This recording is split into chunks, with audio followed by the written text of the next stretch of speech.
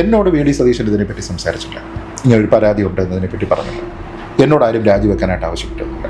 ഞാൻ സ്വയം രാജിവെക്കും. കോൺഗ്രസിന് ഇല്ലാത്ത ധാർമ്മികതയും എനിക്കുണ്ട് എന്നല്ല അദ്ദേഹം പറഞ്ഞത്. സത്യം പറഞ്ഞാൽ കോൺഗ്രസിൻ്റെ ഒരു നേതാവ് വന്നിട്ട് പറയണ്ടേ, അല്ല, ഞങ്ങൾ അവനോട് പറഞ്ഞു നീ രാജിവെക്കുകയല്ല, നിനക്ക് നിവൃത്തിയില്ല, നീ അതിന് തയ്യാറായില്ല എങ്കിൽ നിന്നെ പുറത്താക്കും എന്ന് ഞങ്ങൾ പറഞ്ഞു എന്ന് പറഞ്ഞ് നിഷേധിക്കണ്ടേ. ഞാൻ ആ ചർച്ചയിൽ പങ്കെടുത്തപ്പോൾ ഞാൻ ചോദിച്ചു, ഇത് അദ്ദേഹം പറഞ്ഞതിന് ശേഷം 24 മണിക്കൂർ കഴിഞ്ഞതിന് ശേഷം ഒരു കോൺഗ്രസ് നേതാവും അതിനെ തിരുത്തിയിട്ടില്ല. അപ്പോൾ അദ്ദേഹത്തിനോട് നിങ്ങൾ പറഞ്ഞോ ഇല്ലയോ?